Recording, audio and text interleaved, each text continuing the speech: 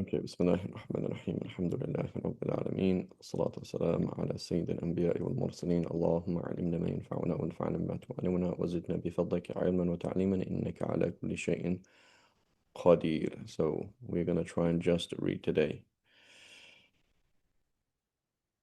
Okay, so you mean you owe me £5 if I don't say a single word besides the text?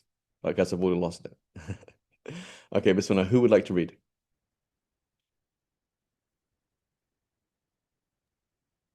Sheikhna, did you start the recording? I did indeed, yes. Okay, تمام. Did you want me to record to the to I'm recording to yeah, I'm recording to my computer. Yeah. So, okay. Yamin, would you like to read? Sheikh, I can start off inshallah ta'ala. Bismillah. Bismillah. بسم الله الرحمن الرحيم. باب الآنية. يقول المصنف رحمه الله تعالى: ونفع الله بعلومه وعلوم مشايخنا في الدارين. الآنية جمع إناء، وجمعها الأواني، فاستعمال الآنية في المفرد والأواني في أقل من 9 مجاز. So it makes sense, right? So it says Babul Aniya, which is on the pattern Af'ila, right? Af'ila, right? Like A'imma, like Ajwiba, etc. Right? So it says فاستعماله في المفرد مجاز, because it's mufrad. That's not, it's the plural, the singular is ina, right? Imam, A'imma, Jawab, Ajwiba, right? So that's plural. So it's so containers, and then he says والأواني في أقل من 9 مجاز, because that's because it's جمع كثرة not جمع قلة. الحديث الثامن: عن أبي عبد الله حذيفة بن اليمان الكوفي رضي الله عنهما، واليمان بالياء على الفصيح وبحذفها على لغة قليلة، وهو الأشهر عند المحدثين وغيرهم، وهو لقب أبي حذيفة، واسمه حسين، بضم الحاء وفتح السين واسمه المهملتين. حسيل. حسيل بضم الحاء وفتح السين المهملتين، ثم مثنات تحت، تصغير حسل ثم تحت. نعم. مثنات تحت. Okay, so can we just quickly, Fawaz, can you explain these two terms? Where does it say مهملتان and مثنات تحت? What do these two terms mean? مهملتين. Sorry, Chef. I'm just driving at the moment. I'm just listening in just for this lesson. Okay, make sure you don't, no crashing, okay? Bismillah, Yeah. صابر. صابر, what does this mean? مهملتان and مثنات تحت. Humanitarian, they have they have what do you What call does it? أهملته? What does that mean? أهملته. They have the dots. No dots. Yes, you ignored it, right? لا Yeah. تهملني. Don't ignore me. Don't, So ignored, we didn't put the dots, right? So ha and what was it?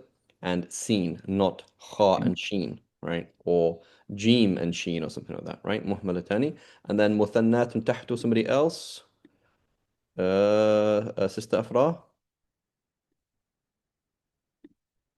Two dots underneath, so it's the Two dots تحت, two dots underneath, so it is a yeah. جزاكم خير. Okay, great. Okay, go ahead, Yamin. تصغير حسل بكسر الحاء وإسكان السين، ويقال فيه حسيل بلا تصغير. Good. قال النبي صلى الله عليه وسلم: لا تشربوا في آنية الذهب والفضة، ولا تأكلوا في صحافهما، أي صحاف آنية الذهب والفضة، وهي بكسر الصاد جمع صحفة بفتحها، وهي دون القصعة، دون فإنها meaning أصغر من, right? It's smaller than a قصعة, right? So مولدا. plate, platter, I don't know how big you want to get it, but قصعة is slightly bigger than like a plate, and then you have a big thing that you'll eat with, right? فإنها, تفضل. فإنها أي آنية الذهب والفضة وصحافهما لهم، أي للكفار في الدنيا، لا بمعنى حلها لهم، لأنهم مكلفون بفروع الشريعة على الصحيح عندنا. الصحيح. Right, right. So Shafi'is, Malikis, Hanbalis, we say the kuffar, they have to abide by the Sharia and everything. And even if they don't have to abide by the Sharia zahiran, right? Even if we say, okay, you're a Christian, I don't have to force you to pray. Okay, you're a Christian, I'm allowed to let you drink or allow you to make wine, and I can't break your wine or throw away your wine, etc. That doesn't make it halal for them, right? And the practical fara' for us in the Shafi school is providing food for somebody who is fasting. So you work in a coffee shop, you have an elderly parent at home who is non-Muslim, and they ask you for some food, you can't make them food in the Shafi school because they're mukallafeen, right? Mukallafun bi-furu', right? So you are helping them eat and drink while they're supposed to be fasting. So they say, but I'm not fasting. Yeah, but you're supposed to be fasting, right? So, and there are other certain scenarios where it's slightly different, right? And so the Hanafis, as we know, that is not the case. Okay, بل بمعنى أنهم بل بمعنى أنهم المستعملون لها في الدنيا عادة، وهي نعيمهم الذي قدر الله لهم فيها. right. And so it is also it is the rizq, right? Let's go. Well, anyways, Imam Laqani says, وَرِزْقُ ما ينفع ولو محرما, right? So rizq, if you stole someone's car and you drove around on it, that is your rizq. That doesn't make it halal for you though, right? It is rizq. And if you had a nice car, but you never drove it, then you don't have a nice car, right? Or you have kids, but you never spend any time with them, you don't have kids, right? That's not your rizq then, right? So it's part of the rizq, right? وَهُ نَعِيمُهُمْ الَّذِي قَدَّرَهُ اللَّهُ لَهُمْ فِيهَا, right? Allah subhanahu wa ta'ala has given them, that's part of their rizq in the dunya that they have, that they had these things. But again, so we say, well, why does Allah give them these things? Doesn't make any sense. As the Prophet told us, he said, if the dunya was worth a single, even the weight of a wing of a gnat, Allah wouldn't give it to them. It's worthless. We see it as something. It's amazing, right? It's one of the things that breaks our hearts. Like, how do the kuffar have all this? And it's like it's not worth anything. That's why. So it's not a thing. You're thinking it's a thing, but it's not a thing. Okay, Bismillah. Go ahead. تفضل. وما لهم في الآخرة من نصيب ولكم أيها المؤمنون في الآخرة، يعني في الجنة. رواه مسلم وغيره. وفيه تحريم استعمال آنية الذهب والفضة وصحافهما على الرجال وغيرهم من النساء والخناثى، بإدراج النساء في ضمير الذكور تغليبا على قول المحققين. Right. So the question is, when you say lakum for you, right? That's masculine plural. Is that a type of majaz? Right? Is that a type of majaz min bab al-taghlib? Like we mean you in general, but it also includes females, but not literally, or haqiqatan ala qawli ghayrihim, right? Or is it actually that it does include them, right? Go ahead, تفضل.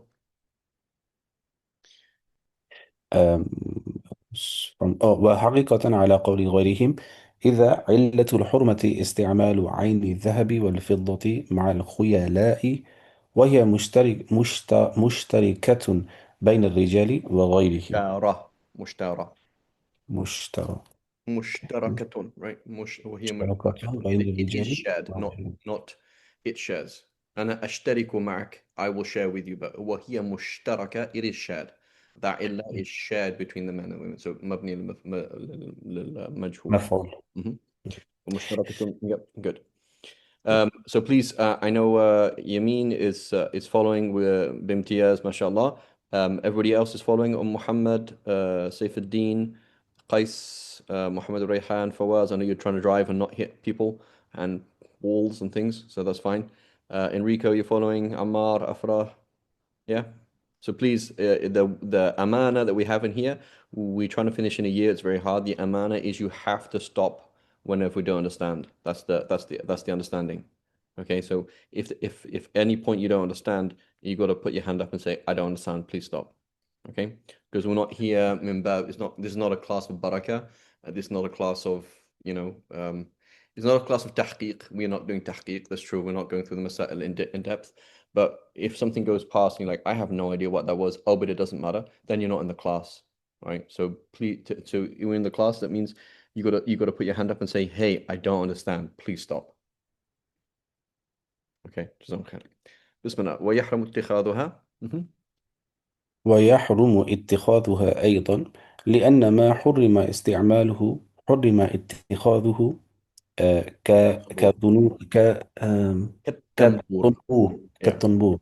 Okay. So like which is a type of drum, right? So ويحرمت, right? We got a حمزة الوصل. وما حرمت, right? حرم استعماله حرم اتخاذه. Okay, so the issue here is sada dhara'i. So just quick tangent on sada dhara'i. We all agree on the concept of sada dhara'i, blocking the means to the haram. What does that mean then? It means that something will always result in the haram, becomes haram, and something that is halal, which normally results in the haram, is also haram, right? Here, in reality, when you get to the fiqh of it, it's not always that simple. Because so where we debate is what if it's 50-50? Right? What if it may result in the haram? So there are certain scenarios in the Shafi school where you see things like that. Like, what's the issue? Can't remember now. It's like an unmarried woman shaving her legs or something like that. If I remember correctly, maybe someone else can remember the masala properly. Something like that. Like they say, it's like you can't do that because because people will start thinking, oh, she's married or she's preparing herself for somebody, but she's not actually married or whatever it is. So there are certain scenarios in the Shafi school where they're going to say this is haram, saddan lil dhara'i, but it's not really, it doesn't really, it doesn't usually lead to the haram adatan, right? It's not like normally. So there are scenarios like that. But in default in the Shafi school, we don't use that. We will say something that always results in the haram, something that normally results in the haram, that would be haram. That's something we agree across the madhahib. Technically speaking, the Malikis say if it 50-50, it's also haram, right? But when it comes to the practice, it's kind of different. So here we're saying you can't buy or take on or make, right? I want to make a golden spoon. I want to buy a golden spoon. I want to borrow a golden spoon. You can't. Why? Because it leads to the use of it. So you can't do that, even if it won't necessarily lead to the use of it. Okay. وفيه المجازات. وفيه المجازاة على صبر الزائل الفاني بالدائم الباقي. So this is و- again delaying what's it called, gratification, but key concept, subhanallah, just in my mind right now this morning, I don't know why, but it comes here, is whenever you leave the dunya for the akhirah, what do you get? You win both. And whenever you choose the akhirah, whenever you choose the dunya over the akhirah, you lose both, right? So yes, we will see many times in the Quran there's patience, right? Patience presumes that there's a level of difficulty. There is a level of difficulty, and you have to say no. But relatively speaking, right? Relatively speaking, it is, it's really you win both or you lose both, right? You win both or you lose both. This is the reality. Turn to Allah and you win the dunya and the akhirah. Turn away from Allah, you lose the dunya and the akhirah. That's what I تفضل. So is this like for pure gold, or like how about gold plated utensils, for Gold example? plated. So this is mas'ala in fiqh, right? So we talk about gold plated. So we say that basically it's gold plated as long as the plating is thick enough that you could actually extract it. With if you took a blowtorch, you could actually a goldsmith could actually get something from it. Otherwise, it's not considered gold plating. However, the process of gold plating itself is haram. The process of gold plating itself is haram. So you can but yeah, with these are mas'ala fiqhiyya, the details of it, and the tadbib. We'll talk about tadbib later on, about using soldering and using pieces of gold and silver as well. But that's the general picture. وخص فيه الشرب والأكل. تفضل. So, المجازاة على صبر الزائل الفاني بالدائم الباقي، وخص فيه الشرب والأكل بالذكر بالذكر عفوا بالذكر They specifically been mentioned, yeah. بالذكر بغلبتهما في الاستعمال لا للتقييد. وخص الإله بالشرب والصحفة نعم بالأكل، لأنهما تعدان. الثاني لهما غالبا. Good. So the Prophet ﷺ is speaking in general. We're looking at the illah. And what is the illah? There's two positions in the school about the illah. Is it al-khuyala or is it al-israf? So if we say it's khuyala, which is the asah in the school, then it's specific to gold and silver. Because you are basically using money, right? You're using money, you're using cash, right? It's like somebody getting $100 bill and getting $100 bill and smoking it on YouTube and like, here I go, look at me. It's showing off.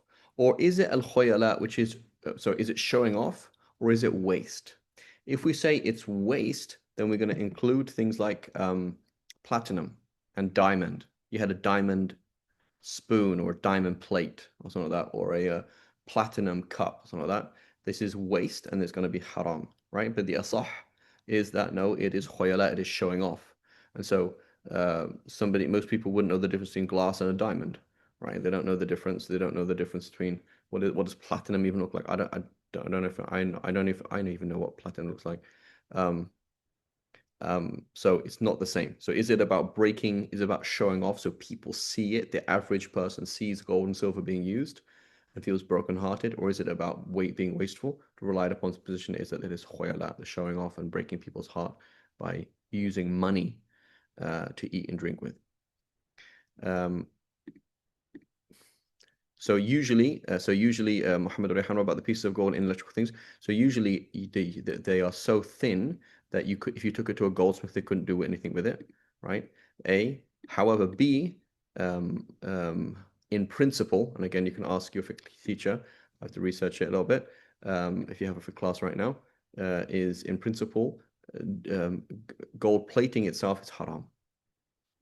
So the process of gold plating is haram, meaning gold plating tools. Is there an exception because of darura, because of need? Allahu alam, I don't know.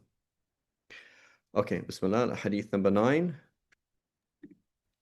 حديث التاسع. So just general point. Whatever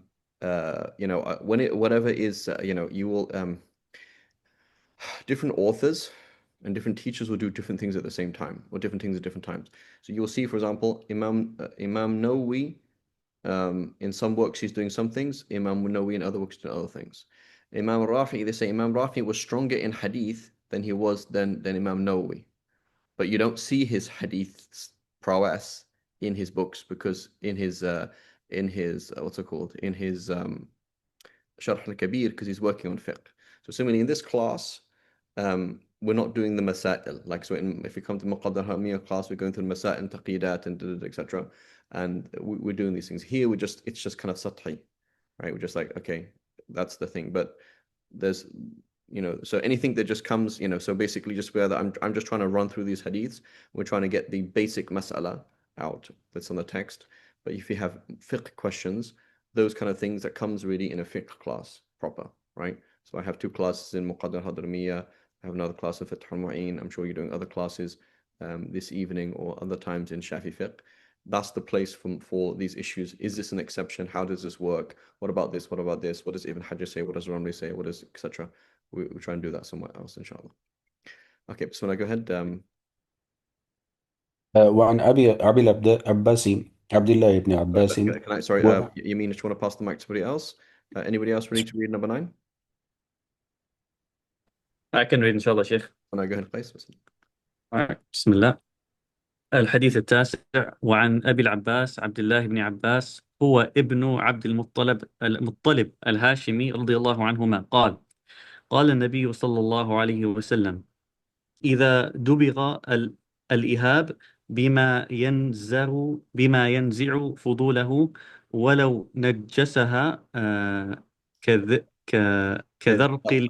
Yeah, do you have in your text it has the dhal, right? Yes, that. That's correct. So here it has a zay, which is wrong, right? It's not. I'm sure. Perhaps it's a lugha, but it's the with dhal. Dharqi hamam, which is pigeon droppings. كذرق حمام عفوا. فقد طهر بفتح الهاء أفصح وأشهر من ضمها. والإهاب يطهر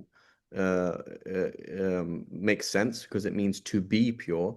طهور يطهر is more طهر يطهر is more common, right?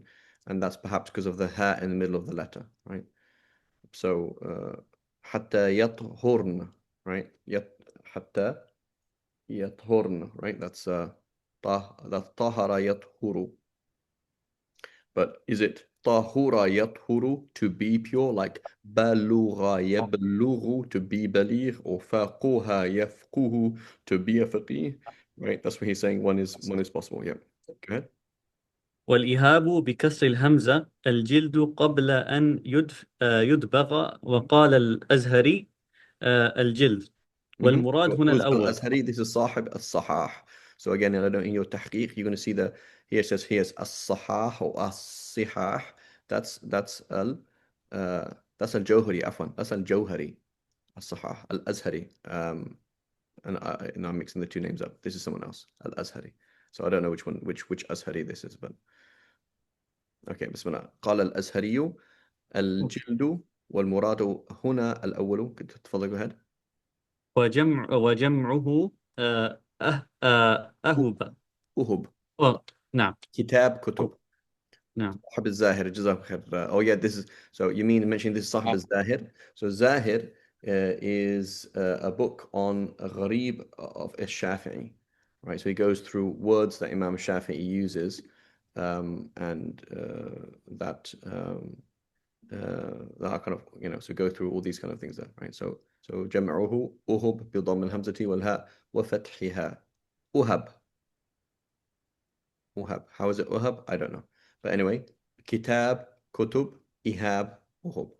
والحديث رواه مسلم وغيره. Go ahead, Qais. ومحله في جلد تنجس بالموت وله جلد غير مأكول. ولو فلا ولو نعم. نعم. ولو جلد غير مأكول فلا يطهر بذلك جلد الكلب ونحوه. لأن just one thing, Sheikh Qais, you don't have to do this with me because I don't. But an issue when you're reading with Arabs, and whenever you say the word kalb or himar, you can't say it without saying a word before and after it. Okay, because it's like a very heavy word, right? Imagine, for example, if you say, "How do you spell this?" and it's like, "Oh, that's a bit of an embarrassing word." So you're saying, "Sorry, teacher." So just when you're studying with Arabs, then you say "Ajalakumullah," right? They would say that, for example. فلا يطهر بذلك جلد كلب الكلب أجلكم الله ونحوه, right? So basically it's a very heavy word for them, right? So just how that, you don't have to do that with me. I really want a dog. I'm trying to have an excuse to have a dog, so not a big deal for me. But for Arabs, it's a very heavy word. It's basically a cuss word. You're insulting. It's a word that's used regularly to insult people, and so it's a heavy word, just like the other word I taught you, mashallah, right, Sheikh Abdullah. Yeah, and then just another point as well. We haven't seen it yet, but again, when you're reading to a teacher, and it says, for example, wa'lam, for example, realize, right? Wa'lam anna kada, right? You put it in the naib al-fa'il, you say wal yu'lam, let it be known, right? Because you're reading to the teacher, and so for many people, Indo-Pak Arabs, some Arabs, right? Adab is a big issue. You're studying with like Shamis, it's a big issue. And so whereas for other people it's kind of chill, like Mauritanians, and not big deal, don't make a big deal about it. Adab, I have no adab, so I don't know anything about adab. I'm not a sheikh, but you're studying with a sheikh, sometimes you'll mess things up, meaning like they don't understand your Arabic is a bit funny, and then you said something odd, and then it's kind of like they just don't really know where you are, and so they kind of don't bother with you. So these little things are useful. Okay, فلا يطهر بذلك جلد الكلب أجلكم الله ونحوه لأن تفضل قيس. لأن الدبغ كالحياة يحفظ صحة الجلد ويصلحه للانتفاع كالحياة والحياة في غير الكلب. One second. للانتفاع. للن. Okay, للن. نعم. للانتفاع كالحياة والحياة في غير الكلب أعزكم الله ونحوه تدفع نجاسة الجلد. كذلك الدبغ بخلاف حياة الكلب أعزكم الله ونحوه. This meme shouldn't be here. I checked the manuscript last week. كذلك الدبغ, right? بخلاف حياة الكلب ونحوه وخرج بالإهاب. نعم. I just have to flip over a page 1 second, Sheikh. وخرج بالإهاب الشعر ونحوه لعدم لعدم تأثرهما بالدبغ. So this is على الأظهر, right? The أظهر is that the case. اختيار of many people, Suyuti, Ibn Mundhir, I think Subki as well, is that it's fine. So you have, you're preying on a what's an edible animal that an inedible animal that okay, let's say a sheepskin. Okay, so a sheepskin that is from a non-Muslim country, right? So the skin is going to be tanned, but the wool is not going to be tanned. So therefore, the sheep died with its wool on its back. The wool, according to the Shafi'is or the Asah and the Shafi school, died, right? So the illah is mot, that the hair died. So therefore, it cannot become. It does not become. You can't tan the hair, and so it became. It became filthy, right? According to Suyuti, Subki, Ibn Mundhir, and others. And it's a strong position the Shafi school is fine, right? So this is the same issue with cat hair, right? So the asah is that when the cat hair comes off, that's equivalent to like cutting a cat's ear off or cutting a cat's tail off, right? So you have a bit of a cat's tail on your lap while you're praying, and that has come off a cat, or an ear that's come off the cat, that is going to be filthy. And so that the analogy is that the hair that comes off the cat is the same thing, right? Because it's considered a dead animal, right? The number one according to the strong position anyway in the Shafi school is a little bit is excused, and a lot more will be excused somebody who has cats, etc., etc., etc. But on the Khilaf al-Azhar, which is the same as the other three madhahib, we say the cat hair wasn't alive to begin with, and therefore did not die, and therefore is not even najis anyway, right? So this is also a position in the Shafi school. But here again, he's just mentioning the asah. Okay, go ahead. So that's the Azhar, not the Khilaf al-Azhar.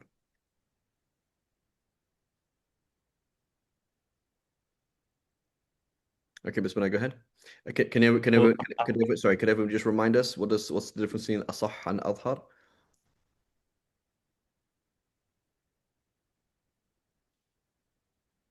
Yeah, Sheikh. Asha is something that there was a debate between the early Shafi scholars, and the debate was strong. And Azhar? I need to check my notes. Azhar, yeah. So Azhar is Imam Shafi versus himself. Right, Imam Shafi versus himself. That's Azhar. So what does it mean? It means Imam Shafi doesn't have two positions that one he rejected. It's not Jadid and Qadim. It's not that he had a position and he rejected it. Nor is it that he's mentioning two masail that actually do taqyid of each other, that actually qualifying each other. There is genuine debate between Imam Shafi and himself in his Jadid, and the debate is strong. Okay, that's Azhar, right? And so Azhar and Khilaf al-Azhar, right? And then Asah and Khilaf al-Asah is between the Ashab. Make sense to everybody? Yes, Sheikh. Everyone's following? نعم. No. Afrah, Yes, Sheikh. Fawaz, Saifuddin, Sabir, Muhammad. Okay, great. I'm safe. Okay. So it's interesting. I saw a book recently, which was basically it was the beginning of the tanqih of madhab al-Salafi. So it was basically the ikhtilaf of Bin Baz and Ibn Uthaymeen and Sheikh Albani, and then like tarjih between the different ones. And I was like, you see where you guys are going, right? Like it's like eventually it's the beginning of a tanqih of something. So when you see the beginning, you realize you're like 50,000 years behind everybody else, right? Because you're going to realize the mistakes and then realize the corrections and realize that this and realize that. And then eventually, after 2,000 years, you'll say, oh, we have al-madhhab al-Salafi. And then there we go. That's what we're talking about. Inshallah, it'll be really good, right? Inshallah, it'll be really good. But But that whole process, again, that's why we say there's no such thing as fiqh outside of the madhahib, because there's no tahrir and tanqih, there's no refinement, editing, there's people's mistakes are not found. It's just not there, right? It doesn't exist, right? And I believe like Ibn Uthaymeen, you'll see some scenarios like that where he gave a fatwa and then later on it's very different, and then you're going to find maybe some of his followers today are like, yeah, we don't, that was mistaken, etc. And it takes time, yeah. So they would like to have the beginning of the end, yeah. Inshallah, the beginning of the beginning, inshallah, ya Rab. But the point is, as you live life, you learn things. Khair, I don't want to dwell too much. So anyway, on the sha'ar, etc. ونحوه وخرج بالإهاب الشعر ونحوه لعدم تأثرهما بالدبغ وعلم من حديث أن الدبغ كاف في تطهير الجلد لأنه إحالة لا إزالة, because it is a way of changing something, right? Changing something. So in the Shafi school, there's 3 ways that filth can change into something pure. Who knows what they are?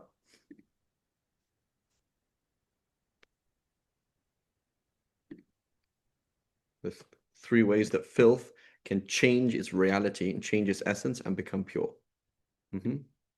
Alcohol turning to vinegar. Jazal Khair Ammar and Fawaz, yep. High tanning, yep, Enrico. And the last one is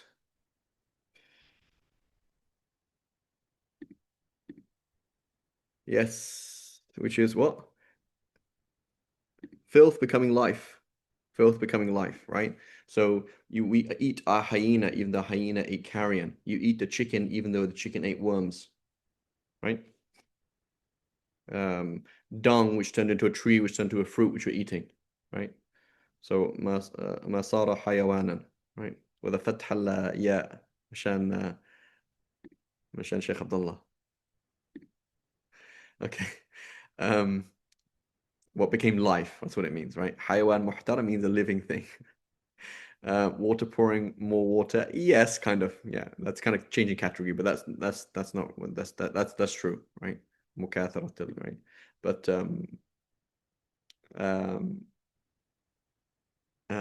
what's it? So something dead turning into life, a dead pig turning into a maggot. The maggot turns into a fly. The fly's on your nose. It's pure. Okay. وأما خبر يطهرهما الماء والقرض فمحمول على الندب أو على الطهارة المطلقة والخلاف في ذلك في غيره بين الأئمة مذكور في كتب الفقه. Notice he keeps doing إحالة. He says, please look at my other books. I'm not talking about fiqh here proper. I'm talking about something else. Okay, Bismillah. Who would like to read now? Jazak khair. Mashallah, your reading is all very, very good. Yameen and who just read right now was Qais. Very good, mashallah. Excuse me. Anybody else? I can start. Bismillah, Sabir. Bismillah.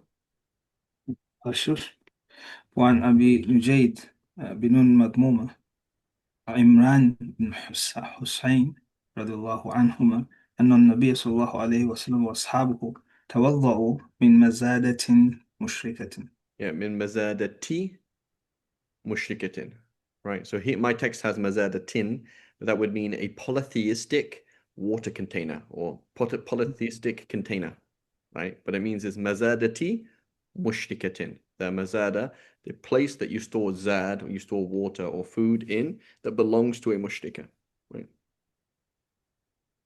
وهي التي تسميها الناس الراوية الراوية الرواية. Right. That's why I have here الراوية.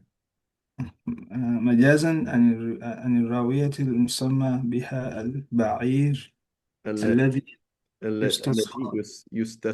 يستسقى عليه. So the rawiya is the quencher, right? That's what it is really, the quencher, right? So the quencher is is in reality the camel that you use to carry water around, but we use that as all for the thing that the thing that the animal. So we use it metaphorically for the container itself. Right? So الراوية. روى ذلك الشيخان في حديث حديث طويل. طويل وفيه جواز. فيه جواز استعمال الأواني الكفار لما تضمنه من جواز الوضوء منها، ولأن الأصل فيها الطهارة، لكن يكره إن So, لم. so key concept again. Please look at listen to my. I have it on my playlist somewhere. Somebody can find it about halal food. We talk about this issue, the asl, right? So that we have there's an important discussion in the Shafi school, right? Number one is istishab al-hal or liqin la yazul bil-shak, that we have a default on things. So the default everything is pure until known otherwise. The default everything is halal until known otherwise. The default is something didn't happen until you know that it happens, etc., etc., etc., right? But there is another issue that conflicts with it, which is al-zahir, right? So we have a issue in the Shafi school which is called ta'arud al-asl wal-zahir. The asl, which is the default. The default is this is pure. The default is haram. The default is whatever.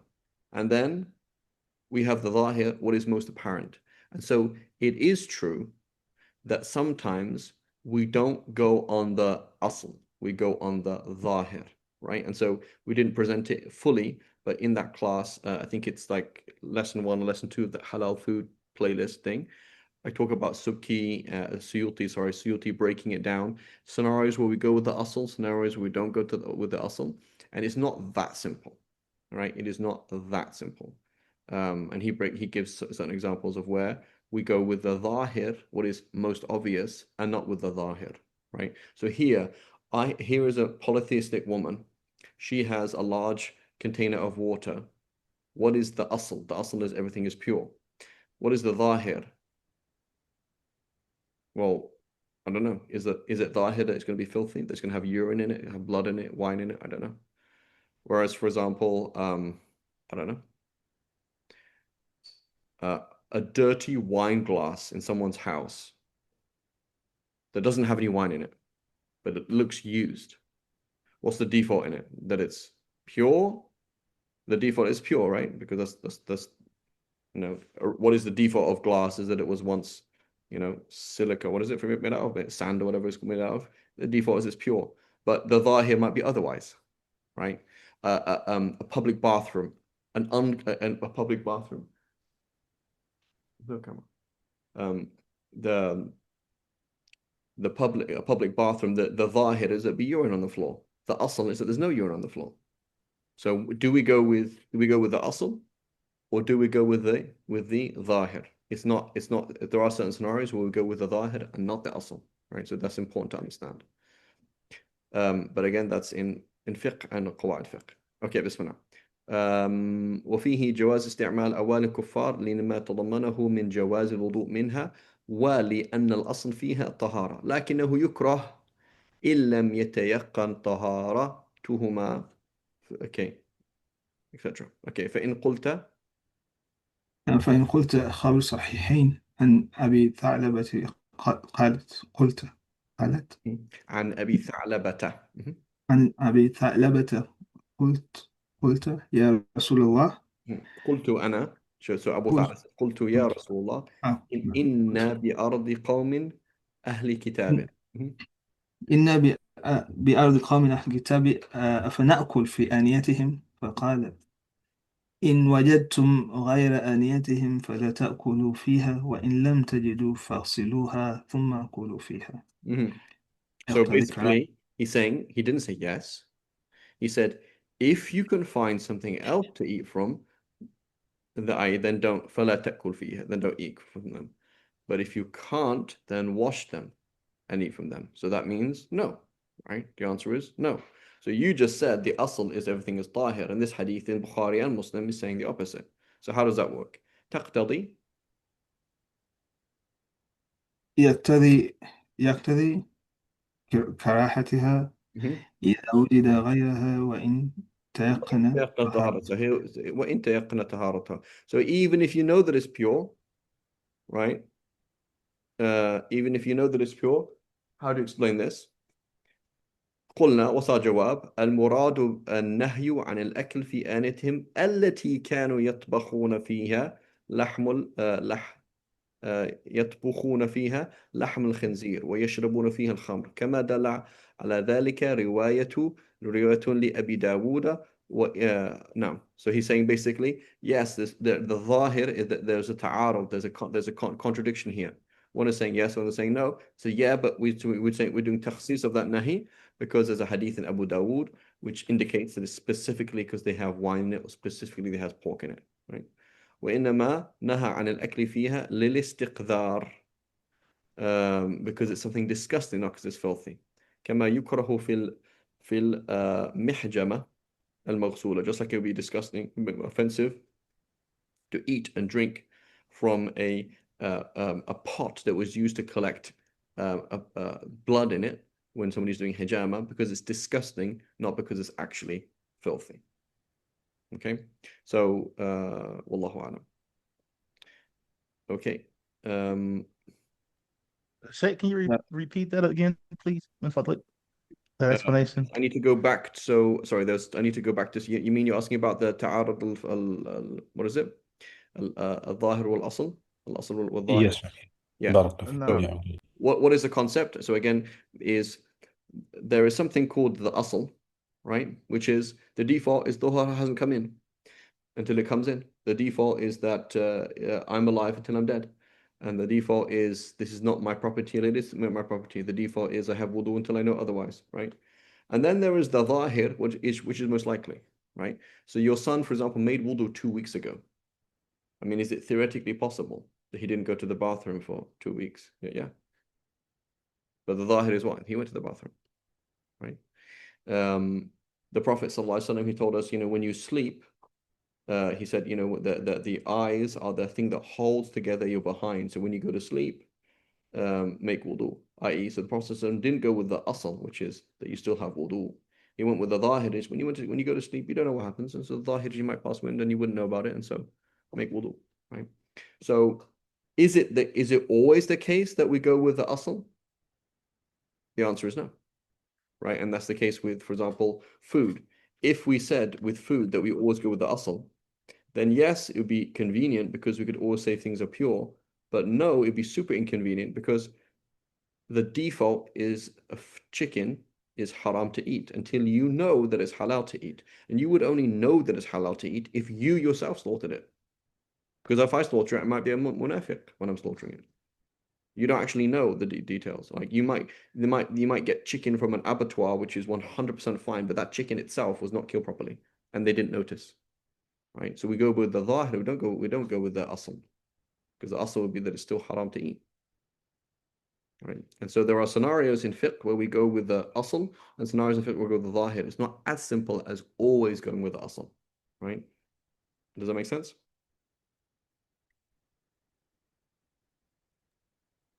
نعم issue. Right. The asl, so Imam Suyuti mentions, for example, the asl is that something is not, there's no command from Allah. Okay. Then a sahih hadith comes and says there is a command. Well, that's zahir. That's the zahir, the zahir of a sahih hadith is that Allah subhanahu wa ta'ala is true. But that's not necessarily true. So if you want to apply the principle al-yaqeen la yazulu bil-shak, that would mean you wouldn't follow a sahih hadith. You'd only follow mutawatir hadiths. So, good point. You have 4 witnesses. You're going to have this guy stoned to death for committing zina. That's not yaqeen. Not mutawatir. Right? And it could actually be wrong. And I'm sure it's happened in the past where people paid people and, people witnessed and the person was killed. I'm sure it happened. Right? So there is, but we're departing from the yaqeen and going to dhan. We're departing from the asl, which is bara'at al-dhimma, he's innocent. Right?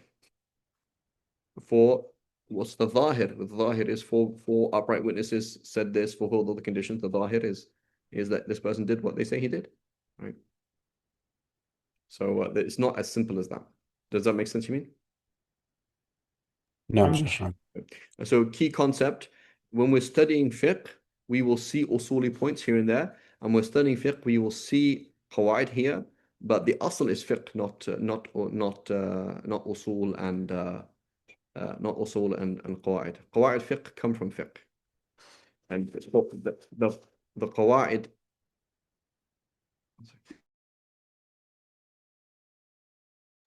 the qawaid that come in fiqh are ijmaliyah. are like general observations that are useful. So if you say, oh, I study usul al-fiqh and I study qawaid fiqhiyah, خلاص, that's all I need. That's not true at all. Right? There's going to be lots of things that happen in fiqh that are more detailed and more nuanced. Okay, and then going back to Saifuddin, you were asking, need to repeat something?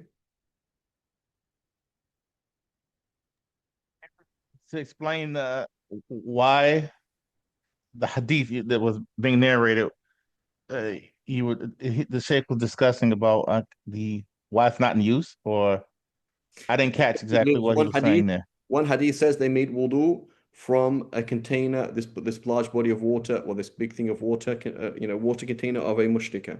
The other hadith says, these are Christians and Jews, can we use the containers? And the Prophet ﷺ says no. So how do we put them together? We say, oh, when the Prophet ﷺ said no, he meant no from those containers that they use for wine and pork.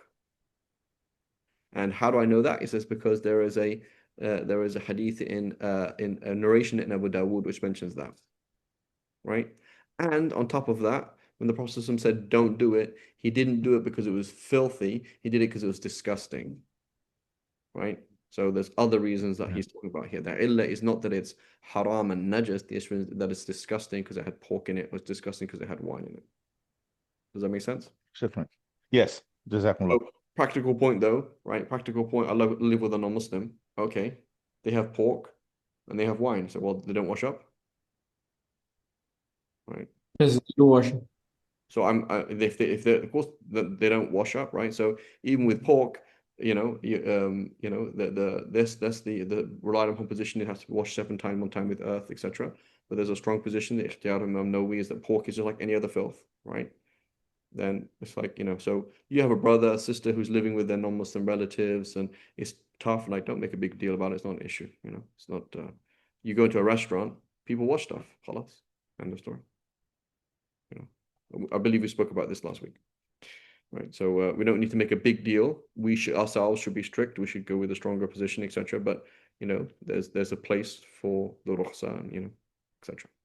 خير. وعن أنس بسم الله. Who else would like to read? Jazakum khair. Who just read right now? That was Sheikh Sabit, right? Jazakum khair. Appreciate your reading. So 11. I can read, Sheikh. This one, go ahead, Fawaz. Fawaz, you're in Australia, right? Yes, yes.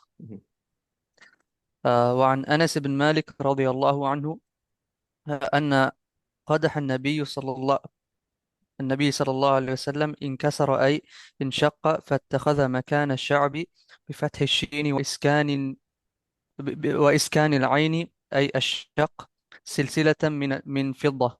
رواه البخاري وغيره.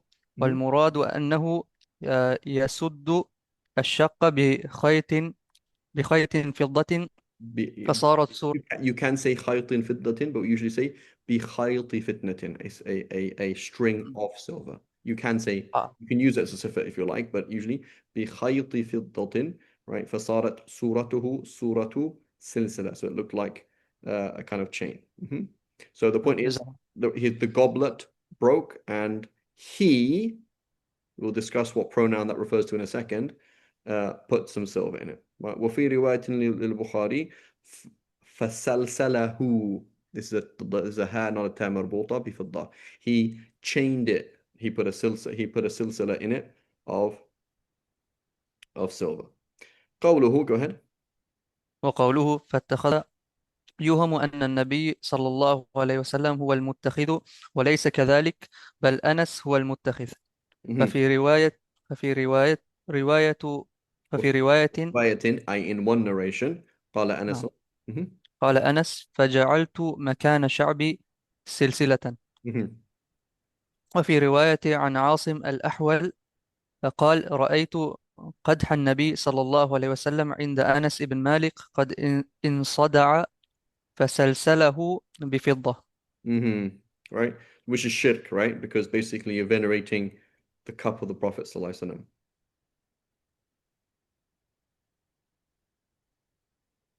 Right? So very important concept. Okay, many of you have, may come from Salafi backgrounds, but all of us are affected by the Salafi movement, right?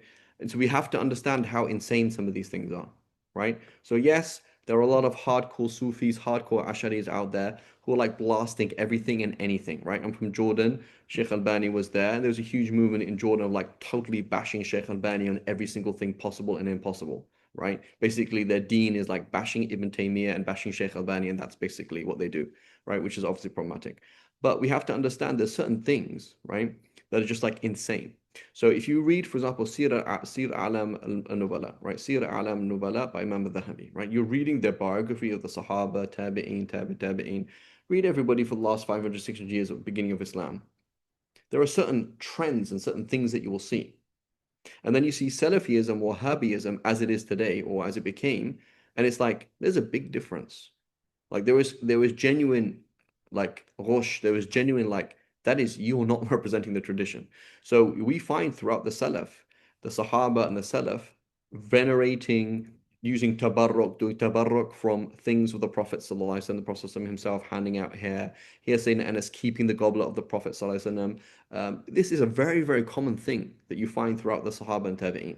And then somebody comes along, somebody said touching the Kaaba is shirk. Like, are you insane? Like, what deen do you have? Like, it's crazy. Or like touching the mushaf is shirk. Like, what are you talking about? Right? It's like really crazy things because that is the natural extension of their logic, right? It's the natural extension of their logic, and it's really, really weird, right? So the whole Salafi movement, I consider myself Salafi, right? I consider myself Salafi. That's why I study Shafi fiqh. That's why I teach Shafi fiqh. That's why I study hadith. Like every single one of us, none of us are trying to find, but and there are certain things again, when I look at them at the Akhirin, I'm like, you say certain things, and there is a gap, there is a difference. Like when you read the late scholars and read the early scholars, there is a difference. There's a difference. If you see my Instagram posts, it's all like Salaf stuff, like going the Salaf, right? That's for more than one reason, but it's like, yeah, But so there are differences. There is a different way of looking at things, and it is important to keep referencing the past. But there are some crazy things that are happening. Like, what are you talking about? It's shirk to touch the Kaaba. It's shirk to like, venerate something in the process of like, what are you talking about? We find that throughout all the Sahaba and all the Tabi'in doing this kind of thing. Very, very common, right? So in Sada'a, yeah. So Sada'a is a fissure, is a gap in something, right? So in Sada'a, it means it broke. قد انصدع فسلسله بفضة. It broke, and so he patched it up with silver. Right? Okay. نبه على ذلك النووي تابعا لابن الصلاح وغيره. وفي الحديث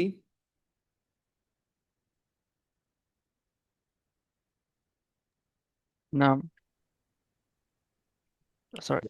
وفي الحديث نعم جواز وفي الحديث جواز استعمال المضبب something that is soldered. So there's plating and then soldering. You put dots of silver or gold on something. للحاجة بفضة بفضة ضبة صغيرة. Right, this is kind of a مفعول مطلق. Right, so ضبة صغيرة بلا كراهة. It's not offensive. So we said it's a small amount of silver. So silver, small amount, need, okay. Right? Silver, large amount, need, makruh. Silver, small amount, no need, makruh. Silver, large amount, no need, haram. Okay? So basically, if you have one reason, which is either there's a need or it's small amount, then it becomes makruh, and if you have both reasons, it becomes haram. وإن كانت كبيرة لحاجة أو صغيرة لزينة فمكروه أو كبيرة لزينة فحرام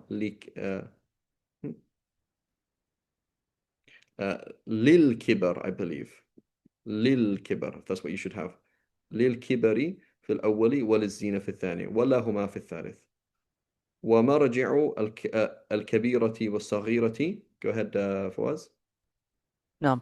ومرجع الكبيرة والصغيرة العرف.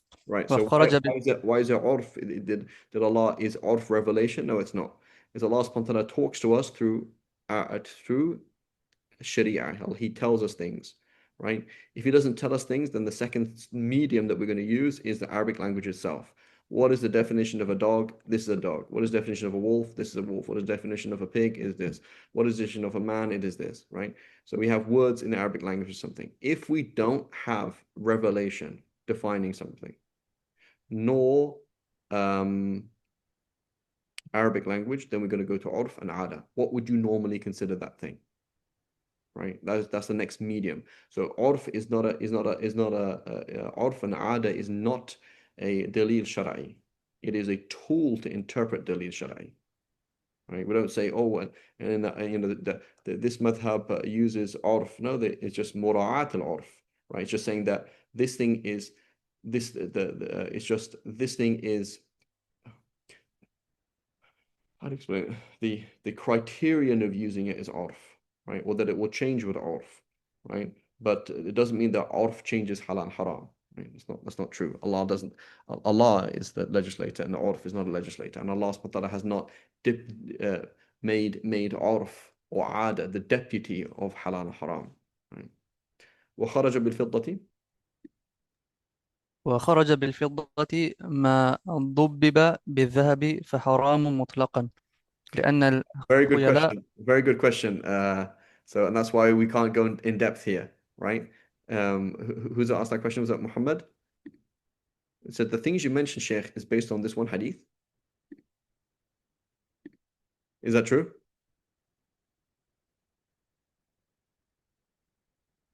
Yes. Yes and no. Okay, so key concept: yes and no. Yes, it's essentially based on this hadith. وَفِيهِ مَا فِيهِ, right? فِيهِ مَا فِيهِ meaning it's not 100% clear, is it? Like, that's not 100% clear. Number one, it's saying Anas did it. Number two, where'd you get this criterion? So, number one, is it based on the hadith? Yes, it is. Number two, Imam al-Shafi'i and others, they have a bunch of things in their head that we don't see. Okay, so if you imagine,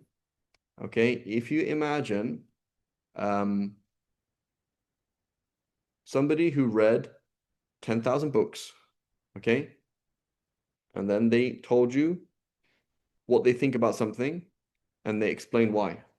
They're not going to mention everything in those 10,000 books. Okay, sometimes we will find these things, sometimes we won't. Okay, so it's important to understand that. So it's not just like, so he's going to have things like, he's going to have things like urf, he's going to have things like athar from the Sahaba, fatawa, tabi'een. He may mention it, may not mention it. It may have reached us, may not have reached us.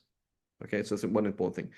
The other thing then is the dhanniya, the probabilistic nature of a hadith, and the weakness of an argument dwindles and gets much less when you look at how many people corroborate it. Because people, the Shafi'is did disagree with Imam Shafi'i. So when they come along and they say, in his generation, or the next generation, they're like, we don't agree, we don't agree or disagree. That argument that seems a bit flimsy suddenly becomes very strong. And I'll give you a very good example of that. Is I'm in a coma, may Allah protect me, and I come out of my coma in Asr time. What do I do about Dhuhr?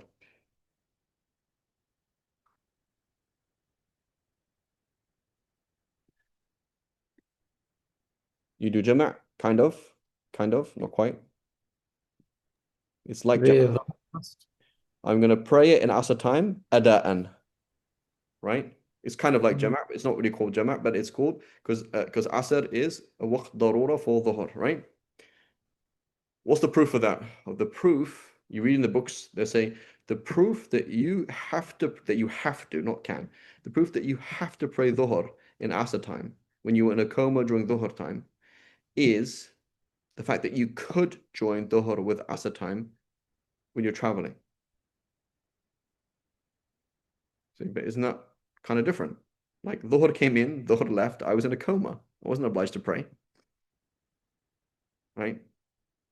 So like, why would I have to pray dhuhr? Why do I have to pray dhuhr now? I mean, I get if you said I could, I guess there's some logic there, but why do I have to pray dhuhr now?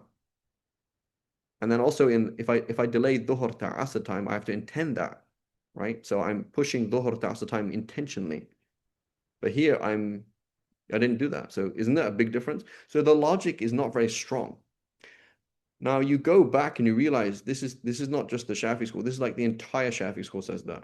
And then you realize, okay, I guess we're just weird. And then it's like, no, the Hanbali say that too. And like, okay, I guess they're weird too.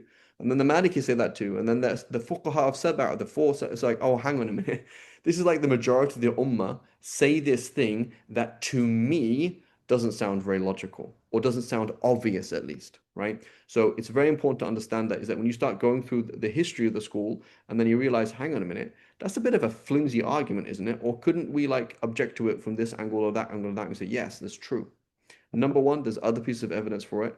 Number two, look how many people have agreed with this, right? So that doesn't make it right. The fact that 99% of the Ummah agrees with something doesn't necessarily make it right, but it makes it 99% right. Like, so when you start to see things, you start to see things like Ibn Mundhir, he will object to certain things, but he won't object to other things. And you're like, that's really interesting. Like he doesn't have the Salafi jur'ah, which is like, there's no dalil. He's not like that. They will object to certain things, they won't object to other things. And they'll see things that we don't see. So that's a good way of thinking. It's a very important process. Like, are you serious? Like you got all of that from that one hadith? How did you even get that? There are athar, Sahaba and Tabi'een that you might be able to find or might not be able to find that will support this argument. A. And B, look at the history of the school and see how many people agreed or disagreed. And then you start to realize, man, it's either I'm wrong or they're wrong. You know? And again, you don't have to be wrong. You don't have to be. It could be the case that you're right, you know, and they're wrong. It's possible. But you start to see that, hang on a minute, they must have a very strong argument. Or it must be something I don't see, or something that's going on because so many people are saying this. Does that make sense? Yes, Sheikh. Okay, go ahead. Okay. لأن الخيلاء فيه أشد منه في الفضة خلافا للرافعي في تسويته بينهما فيما ذكر. Right, so according to الرافعي, gold and silver are the same. You can also, and you will see this in Reliance of the Traveler. So if those of you who've studied Reliance of the Traveler or looked at it, it will keep saying qil. It's also been said. That's Imam Rafi'i's position. Right? وقد بسطت الكلام على ذلك في شروح الروض وغيره. Why is it شروح الروض? Oh, I guess the commentaries on the Road and the commentaries on other than those books. Wallahu alam.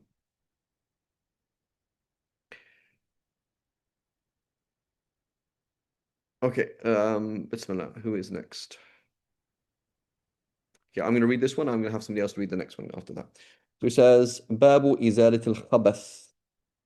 Okay, وهو ما يستقذر من نجس فتحة وغيره. والمراد هنا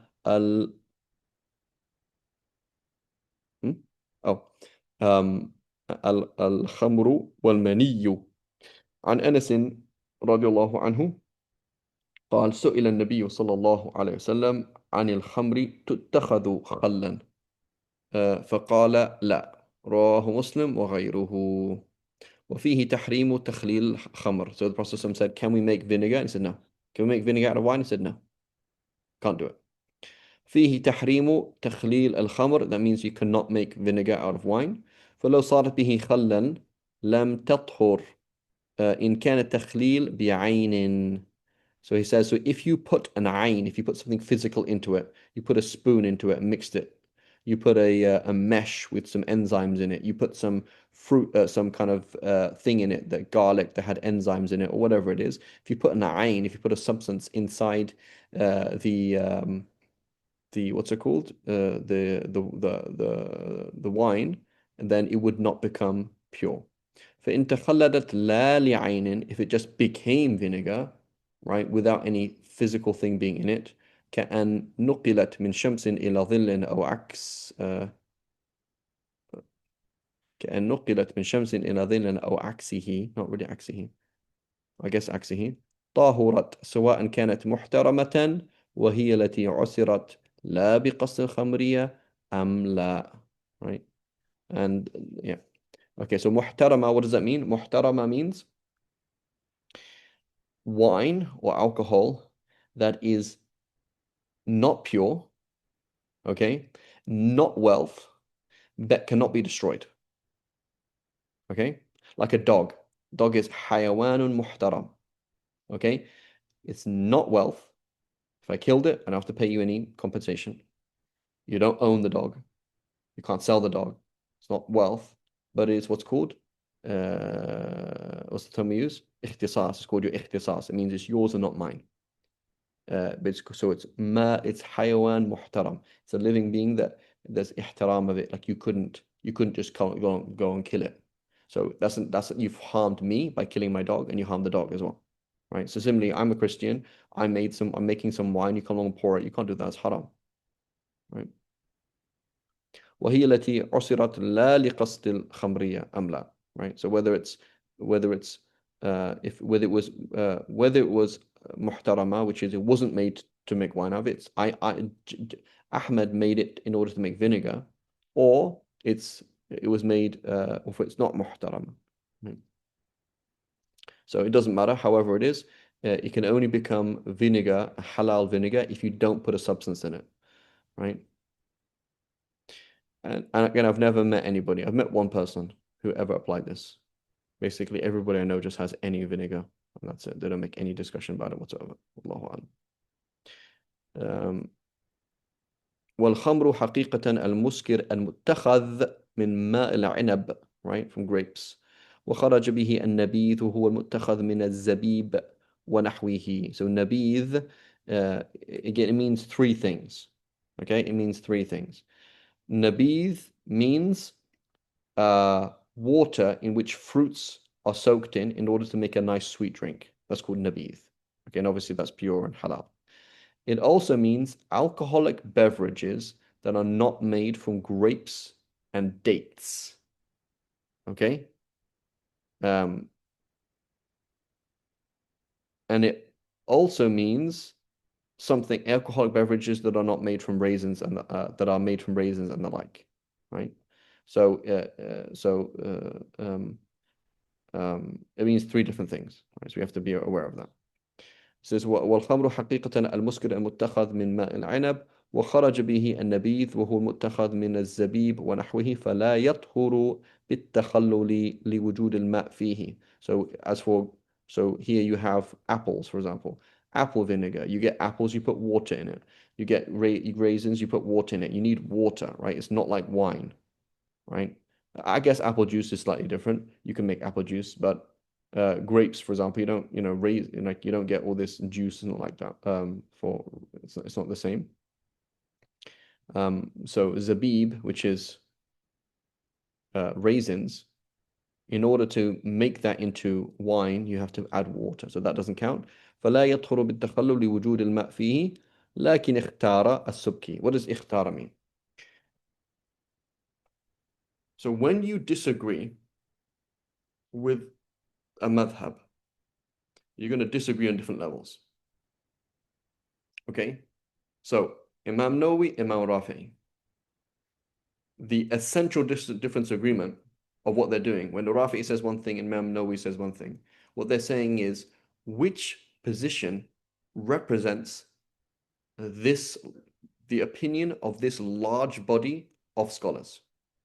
Okay, what is the Shafi school? That is the essential. When you say Rafi says this, Nawawi says this, they're saying, I'm AI. You've given me all the data of all the Shafi school, and I say AI, which position represents them best? Okay, that's called tarjih. Okay, I'm doing tarjih based on what you're saying. Here is your usul, here is your furu', here is your research method, here are your conclusions, this is all that you've said. Which opinion represents me best? That's Imam Nawawi says this, Imam Rafi'i says this, etc. Okay. Then we can have an ikhtiyar. Ikhtiyar is, I'm not talking about your conclusions. Okay? I'm not talking about your conclusions. I'm looking at your usul. Okay? So I agree with you in your usul, and I'm looking at your furu', and I say, you know what? I'm not even going to debate which is the best, which represents you. I'm saying which represents me. Like if I was to take your usul and look at the Quran and Sunnah, I would come to this conclusion. That's called an ikhtiyar, right? Now, usually it's called ikhtiyar, and it's not called ijtihad because you've chosen it, meaning it already exists in the Shafi school anyway, right? It's already an opinion there, right? Like the ikhtiyarat of Imam Ibn Taymiyyah, right? Some people say all of his ikhtiyarat are positions that would exist in the Hanbali school anyway. They're not his opinions. So what it could be, for example, is that there's a weak position in the Shafi school, right? And you do ikhtiyar of it, meaning I take that position, or you take a position from the other schools, right? Or you have a position that's outside of the four schools, right? But usually it's because of where you are in history. Usually everything has been said, and so you are adopting a position that would exist as opposed to having ijtihad. But if you look, so Imam Nawawi, for example, or Subki and other people, Suyuti, other people, they'll have an ikhtiyar, which is, I'm not talking about the madhab now. I'm talking about the usul of the madhab would dictate this, and that's my opinion. And so if you go back to the four Muhammads, right? Is everybody familiar with the four Muhammads? So again, if you listen to my class on the development of the four madhahib, I talk about the four Muhammads and talk about these things. And Sheikh Taha Qaran, in his introduction to the Minhaj, he has a whole thing on the four Muhammads. So these four Muhammads, so Ibn Mundhir, Ibn Khuzaymah, Ibn Jarir, Muhammad ibn Jarir al-Tabari, Muhammad Nasr al-Marwazi, these are mujtahid imams, but they are totally muntasibeen, they're totally working within the Shafi school. So they study Shafi fiqh, they teach Shafi fiqh, but they have their own opinions, right? But they are Shafi'is in that A, they're working within the Shafi usul, and B, they've been trained in Shafi fiqh. Okay, they are like the students of Imam Shafi's students, etc. Right?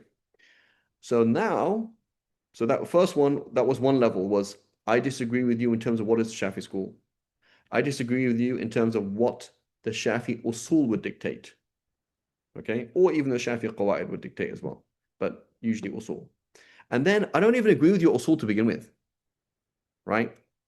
I don't agree with this. So now there's ikhtilaf between me and you, usulan wa furu'an, right? I don't agree with your usul or your furu'. So again, these three levels are what are lost on our Salafi brethren, right? He says the rajih kada, the stronger position is this. What angle are you talking about? What angle are you talking about? So what they'll try and make themselves do is they'll try and make themselves Imam Nawawis and try and make themselves Ibn Mundhirs, etc. But the issue is they're not Shafi'is, meaning they've never been trained. They've never actually been trained, right? They're not actually Shafi'i, right? They don't know how to, what's the phrase? To run with the stallions. Like they can't do that. They can't do that. So Subki, like this person is like his blood, like Shafi fiqh goes through his blood. And when he does an ikhtiyar, he knows how to do this thing. He already knows, right? 15 years Tabari was giving fatwa on the Shafi school, right? He knows Shafi fiqh can explain it, but then he can go against it. So it's very different. A, that he's trained, and B, that he's working within usul. And you cannot, key concept, you cannot do ijtihad. You can't use the usul if you're not trained to begin with. That's key concept. If you're not trained, you can't do that. You can't just come along and say, listen, I don't do taqleed, I just study usul al-fiqh and hadith, and khalas, I do ijtihad. Because you don't know what you're doing. You don't know what you're doing. Right? So, that's not how it works. So we have level number one, right? Ramli says this, Ibn Hajar says this. It's not quite the same, but basically speaking, Ramli says this, Ibn Hajar says this, Nawawi says this, Rafi says this. This discussion is which one represents the Shafi school, right? And then there is, I'm going to step out of the Shafi school. I'm still within the Shafi framework, but not really in the Shafi school. I'm saying, if you ask me on my opinion, what is the stronger position or what is a better answer based on the Shafi usul and qawaid, I would say X. And then there is, I'm not even using the Shafi fiqh and qawaid. So again, this is why it is useless and annoying and stupid when somebody says ar-rajih kada, because you're saying what level are you talking about? What are you actually trying to do? What are you trying to do when you say the rajih kada, ar-rajih madhaban, ar-rajih, or like, and then define your usul? You don't even know usul, right? So like, what are you even doing? Like, what are you even doing? It's just hot air. It's just a useless comment, right? And you look at the half times like, well, it's just basically a sahih hadith that goes against this, and it's the zahir is this, and that's it, right? So you don't know anything. You're not saying anything. You're not saying anything useful. As opposed to when Imam Subki does an ikhtiyar, it is a useful contribution to this whole thing, right? It's not hot air. It's it's a useful thing to say.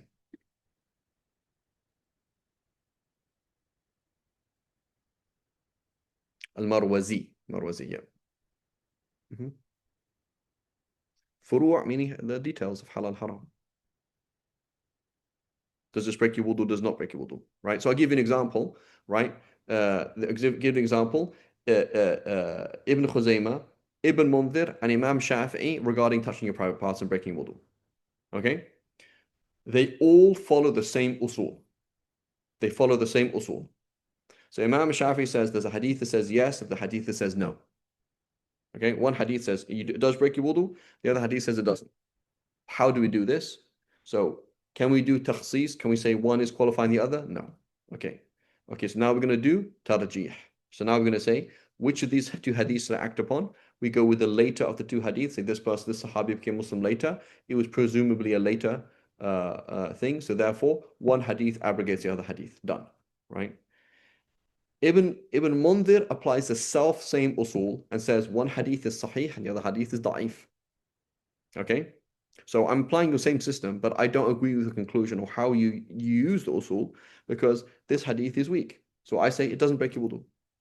Ibn Khuzaymah comes along and says both hadiths are sahih, but we can marry the two of them and we can say one hadith that says you do have to make wudu is a command that means a recommendation. The other one is just one is and the other one is just jawaz, permissibility. So they work in the same framework. Ibn Khuzaymah, as the Tajuddin Subki tells us this, and then you can see that quote in my class on development of fiqh. They are Shafi'is, right? So now let's comparison. I am teaching the Hidayah of Al-Marghinani, okay? And I have a PhD in fiqh. And I'm going to be teaching the book, and I'm explaining this and explaining that and explaining this, explaining that. Number one, I don't know any furu' anyway. I don't have any discussions to add because I don't know Hanafi fiqh. Okay? And then I'm going to say, وَالرَّاجِحُ كَذَا. What do I mean by الرَّاجِحُ كَذَا? The stronger position is this. It's like you're working as a what? As a like half-baked, neo-confused Shafi. And you're trying to correct the Hanafi school. From which angle, Habibi? Did you read all of these Hanafi fiqh books and trying to say which one best represents the Hanafi fiqh? Or are you trying to say the usul? And do you mean and you are aware of the difference of agreement between Imam Muhammad and Imam Qadi Abu Yusuf and Imam Hanifa in usul? And you're adopting A over B? Or is it just hot air? Like you're just saying words that they're just dumb. Like you're not even adding anything to this discussion. It's not a useful discussion at all. It's just silly. Does that make sense? Yes, Sheikh. Right? Or you come along, for example, and you come along and you say, not this hadith, the previous hadith. Where is it? Right? The previous or the second hadith about using containers. Where is it? About using the plates.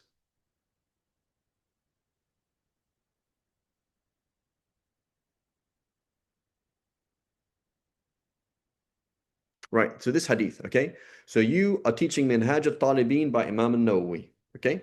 You're teaching Minhaj al-Talibin, Imam Nawawi in a masjid. And I say, Sheikh, are you Shafi'i? You say, yeah, I'm Shafi'i. Okay, and you quote the hadith, and you say, the hadith says this, okay?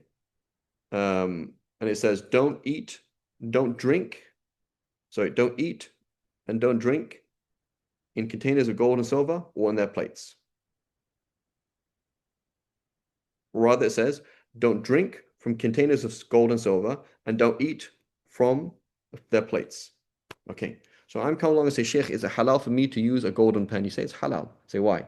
He says, Ar-rajihu, the correct position is this. You say, why is that the case, Sheikh? Because the Shafi school says it's haram to use gold and silver utensils, because they're saying the illah is that it's a utensil and it's gold and silver, but that's not in the hadith. And وَمَنْ لَمْ يَحْكُمْ بِمَا أَنزَلَ اللَّهُ فَأُولَٰئِكَ هُمُ الظَّالِمُونَ or فَأُولَٰئِكَ هُمُ الْكَافِرُونَ. Like you're basically saying you're just making up halal and haram. So Habib Albi, you are not a Shafi'i. You are using Zahiri fiqh. So Mashan Allah, for crying out loud, put the book down, go and teach him Hanbali Zahiri fiqh somewhere. Because what you're doing is you're playing a game, but not based on its rules, right?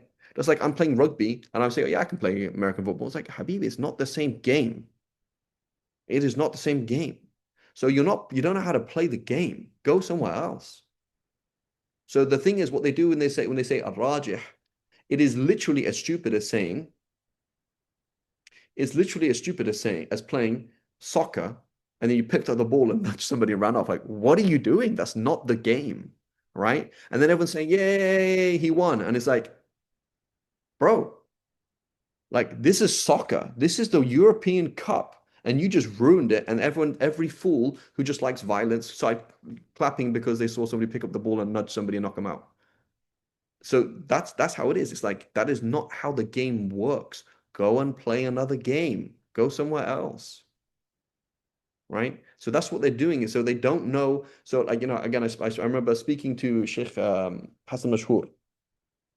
He's big Salafi Sheikh in Jordan. And I was talking to him on the phone, and he said he realized after a bit that I was Shafi. He's like, you shouldn't be Shafi. Even Imam Nawawi left the Shafi school. Earthquake in my head. And I'm like, what are you talking about? So he doesn't understand these concepts. He just understands that there's such thing as taqleed, which is I don't know anything and I just do what somebody says. And the second is ijtihad, which is you work it out by yourself. They don't like all of these levels of understanding, just not even there. Like if it's not with him, let alone it's going to be his teachers, right? And so it's literally as stupid as that, is that I won the game of soccer by using the rules of rugby, right? And then when I was losing that, I started throwing a ball like that's not how it works. That's not how it works, right? And so like there's a game that we're playing, there's a certain flow of logic, there's a system that we're doing. You have to go in these ways, right? If you disagree fundamentally with the Shafi school, fundamentally, usulan and furu'an, leave the school and study another school. And then I realized I fundamentally disagree with all schools. Okay, fine. But it's like, it's not making any sense. Like it's not like when you do research, in college, right? Or university, you mentioned your research methods.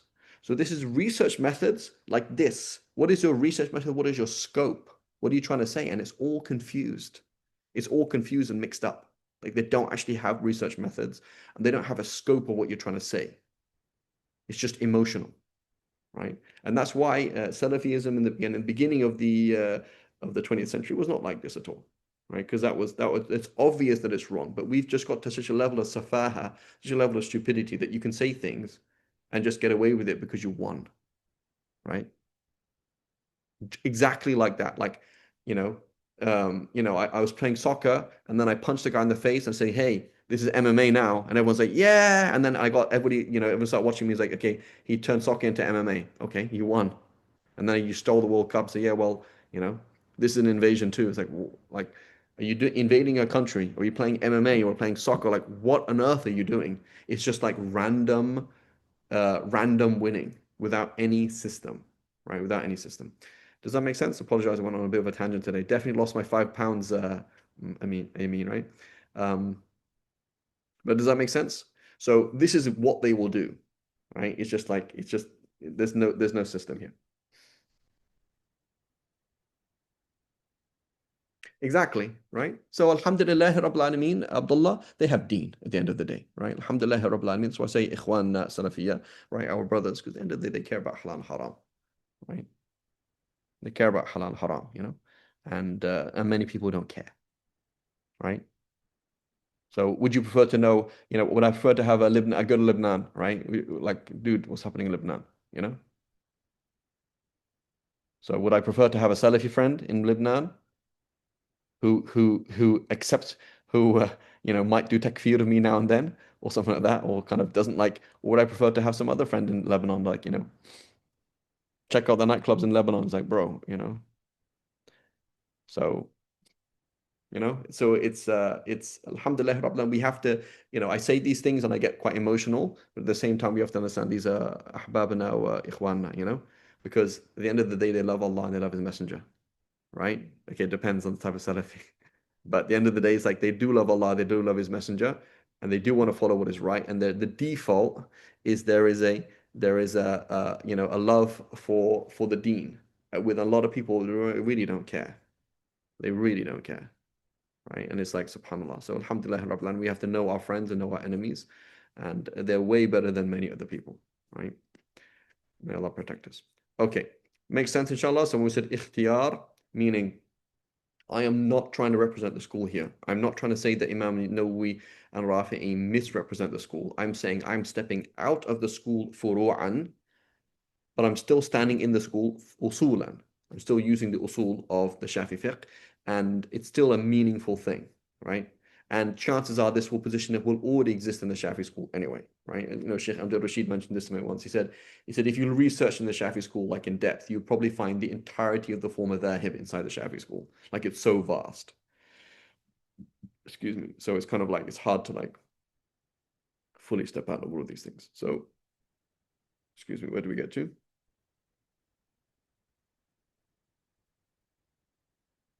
That's 12, Sheikh. لأن الماء من ضروراته, right? And then you'll sometimes even find that the ikhtiyar, sorry, my apologies, sometimes you find the ikhtiyar will become so strong that so many Shafis it almost becomes a school. So the example of Maghrib. So Maghrib having a beginning and end time, that was an ikhtiyar and a kind of ijtihad of individuals going against the Shafi'i school for a long time, and eventually it became the school, right? So that's a slightly different, like Imam Nawawi flipped it and said, this is not just the ikhtiyar of many Shafi'is and my ikhtiyar, this is actually the Shafi'i school. This is actually what the Shafi'i school says. So it is not merely independent position. So the ikhtiyar is useful. So the key concept is are you saying something useful or are you wasting my time? Right? So Farid Dingle comes along and writes a 5,000 page essay on something, and it's like, is it even useful? And so it's useful if there's actual ilm in it. But a lot of these things it's not even useful at all. Okay, go ahead, Bismillah. You had a question? Inshallah, just to make sure I understand it correctly, ikhtiyar, is the Sheikh, the Imam, is he looking at all the different positions of the school that has come down? He's saying, I think this is the correct position, or is he going back to the beginning to like root sources and saying the best position? It could be both. So essentially what it is, he could be looking at the positions within the Shafi school from the lens of the Quran and Sunnah, okay? Or he could be looking at wider than that. So his ikhtiyar might be outside of the Shafi school as well. So it might be in the Shafi school, maybe outside the Shafi school. But at the end of the day, he's saying, I am not trying to represent the system. I'm not trying to represent the conclusions of this huge body of scholarship. I'm trying to represent my own opinion, but based on the approach of this system.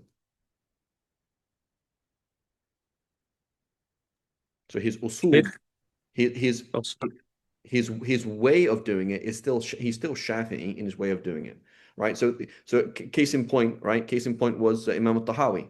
So Imam al-Tahawi kept having issues, right, in Shafi fiqh, and then he said, you know what? I'm not Shafi, like he's Hanafi, right? He's Hanafi. Even Tabari to some extent is not really Shafi'i. Kind of, he's kind of like on the line and on the border. But there are certain fundamental issues where it's not an issue of I don't disagree with you in your conclusion. I disagree with you fundamentally on your methodology, right? It's like me and you having a debate about homosexuality, and then I realize, you're not actually a Muslim. You're like, yeah, it's true. Why are you here then? So we were discussing about homosexuality in Sunni Islam, And I'm getting frustrated, like, how do you not accept my conclusions and my premise? And then I realize, bro, it's not that you don't believe in Sunni Islam. You don't believe in Islam. In fact, you don't believe in Sunni Islam to begin with. You don't even believe in Islam. So obviously our discussion is on a higher level of like, is there a God or not? And has he sent revelation? And is Islam the final revelation? So we disagree on our usul, not on our furu'. Our conclusion is like, that's fine, you can agree, but that's, so where is the actual discussion, right? So this is, and then what is useful, like I'm talking to you and it's not even a useful discussion because I realize you're not even Shafi'i. So why are we even discussing? Like, let's go back somewhere else, right? And say our discussion is here or our discussion is there. That makes sense. Go ahead, don't you mean? Oh, sorry, Saif, you're asking, Saifuddin, you're asking? Alhamdulillah, you answered my question, inshallah. I have clarity now. Yeah. So the key thing, the haqq of the Salafi on us, again, some people don't understand this anyway. Okay. The haqq of the Salafi is for him. He says, I want to follow the Quran and Sunnah. And I say, Habib Albi, we all want to follow Quran and Sunnah. Let's get trained in doing that. I'm not saying be Shafi. Don't be Maliki. They're all wrong. Okay. Don't worry about it. But let's get trained. Okay. In systems. And the more they get trained, the more things will make sense. And there are many Salafis like that today who are like, yeah, that kind of Salafi and Aqidah, or that kind of, but the more you learn, the more you realize, oh yeah, this makes a lot of sense. It makes a lot of sense. And those of you who took the class, we did the Mafahim, what's it called? Sheikh Muhammad Ali al-Maliki, he did that book, Notions That Need to Be Corrected, Mafahim Yajib Tasahhah. And he quotes, he's quoting letters by by Muhammad ibn Abu Wahhab saying, I did not say we should go against the form of Dhahib. That is not part of my movement. My movement is an Aqidah and Sufi movement, right? I'm against these things, and I'm not, and I didn't, and I'm not against form of Dhahib. We're Hanbali, and there's no issues with Hanbali fiqh or whatever. Right? And so anyway, so the way it's got to is pretty ridiculous. Khair.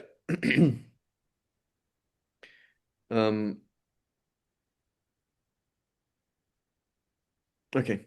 وعن أم عبد الله أم المؤمنين عائشة. Who would like to read this one? I can, Sheikh. Go ahead, this one, Ammar.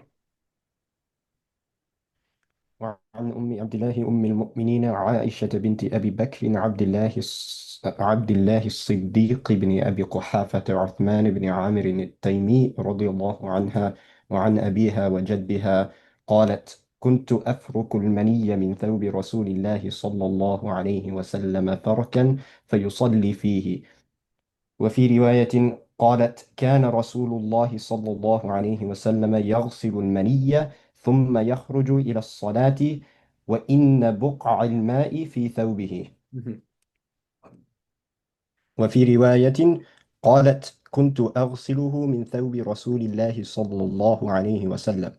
والحديث رواه بروايته المذكورة مسلم وغيره. برواياته المذكورة مسلم وغيره, right? برواياته المذكورة مسلم وغيره. وفيه أن مني الآدمي طاهر لأنه مبدأ خلق آدمي فكان طاهرا كالطين سواء فيه الذكر وغيره والمسلم والكافر، لكن يسن غسله من البدن والثوب للرواية المذكورة وللخروج من خلاف من قال بنجاسته. وأما مني غير الآدمي فإن كان من حيوان نجس كالكلب والخنزير أجركم الله فنجس قطعا كأصله أو من حيوان نجس filth, najis filthy. فالنجس, it is filth itself. I actually have a kasra under the jim in mind. Yeah, it should be najas though, because it is filth. Yeah. So which hadith is yours? دار الفتح. دار الفتح. أردني. Right, من عنا.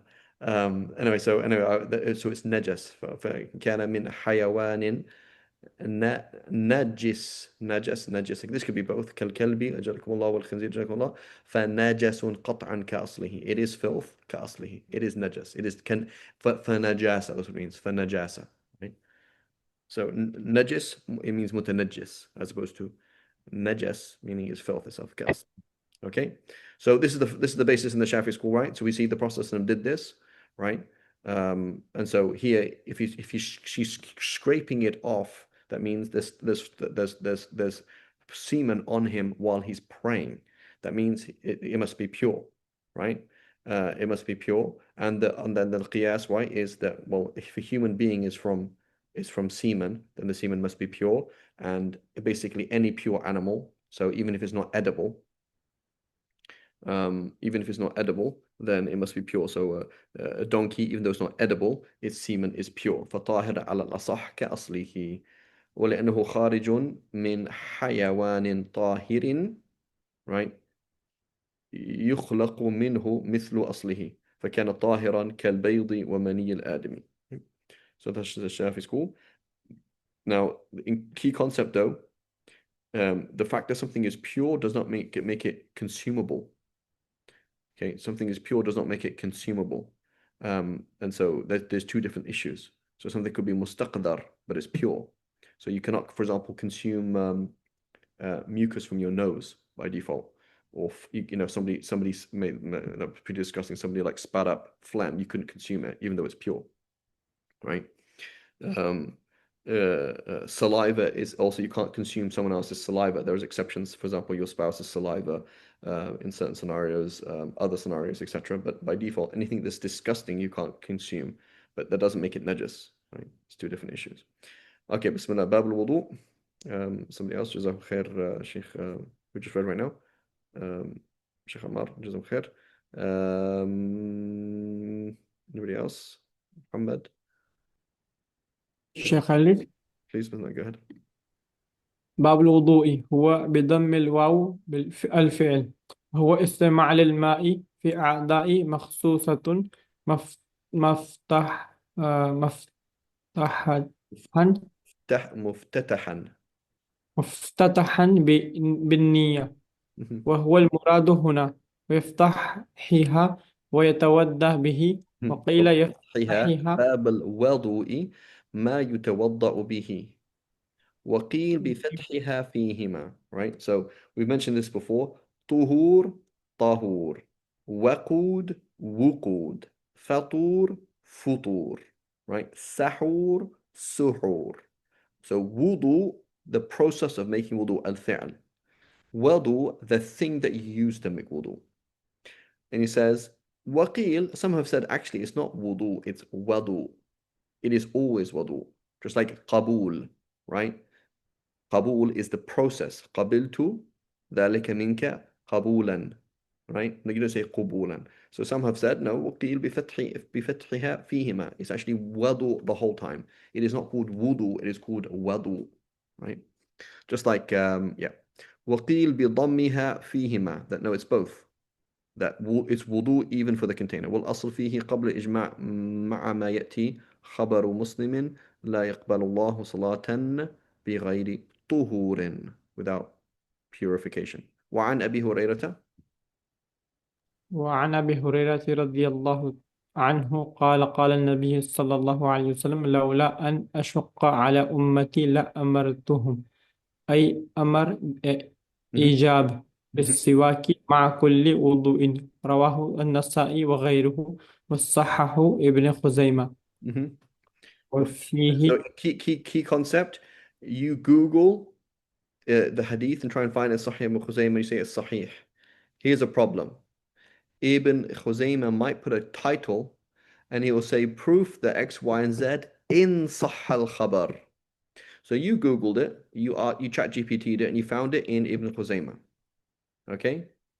But in reality, you didn't look at the title of Ibn Khuzaymah. And Ibn Khuzaymah would say in Sahih al-Khabar, if the hadith is Sahih. Okay? So just be aware of that. Right? Okay. رواه النسائي وغيره وصححه ابن خزيمة وفيه أن السواك, and Ibn النسائي, he is he's Shafi'i and he is the teacher of Ibn Haddad. Okay, and I want to compare, I know we want to go on a tangent. Ibn Haddad is at the same time as Ibn Mundhir approximately. Okay, Ibn Haddad, the author of Al-Muwalladat. The book exists, you can buy it. Al-Muwalladat. So people talk about ijtihad, okay? So I want to compare two people who are doing ijtihad. Ibn Haddad and Ibn Mundhir. You read Ibn Mundhir, he looks a bit like the modern day Salafi. Okay? His books will be very, would make a lot of sense for Salafi. So what does he do? He mentions the mas'ala like this book does. Okay? A discussion. Mentions the different position of the madahib and mentions the hadiths for and against, basically. Okay? And he does his own ijtihad. Right? Generally speaking, it's a Shafi school, but sometimes slightly different. But he doesn't do furu'. He's not doing furu' and furu'. Like he's dealing with basic discussions of fiqh, but he doesn't go into the details. Okay? So he writes all of these books, Al-Awsat, he writes Al-Ishraf, he writes various other books, but he won't have a question like this. For example, a man said that if he doesn't use siwak today, that his wife is divorced. So then the man wiped his tooth with his finger. Does that count as using siwak or not? Yes or no? Like you don't find answers like that. You won't find daqa'iq, right? So you don't find these discussions. So at the same time, the student of Nasa'i, Ibn Haddad in Egypt, he is Shafi'i, and his book called Al-Muwalladat. Muwalladat means wallada, you giving birth to things. He's giving new discussions. He's saying, if Imam Shafi'i says this, then I say this. If Imam Shafi'i says this, then I say this. So who is the mujtahid? Is the mujtahid the person who can go against another mujtahid imam? So Imam Ibn Mundhir disagrees with Imam Shafi'i on some issues. He'll agree with the Maliki school, he'll agree with the Hanafi school, etc., etc., etc., on these certain issues. And Ibn Haddad is a muqallid. He's just blind following. So if that's the case, Ibn Haddad did nothing, and Ibn Mundhir did everything. And everybody who does the things that like Ibn Haddad did, which is, if you say this, then I say this. And if you say this, then I say this. And if I say, they extrapolate. They're not doing ijtihad, and they're just habala. They're just fools who do pure taqleed because they're too dumb to do anything else. And the intelligent people who are part of the real spirit of the golden age of Islam are people who are doing ijtihad, meaning disagreeing. Will we ever reach any details? Will we reach the pinnacle of Islamic civilization if we have people like Ibn Mundhir, who keep reinventing the wheel and keep researching things? Or do we need people like Ibn Haddad?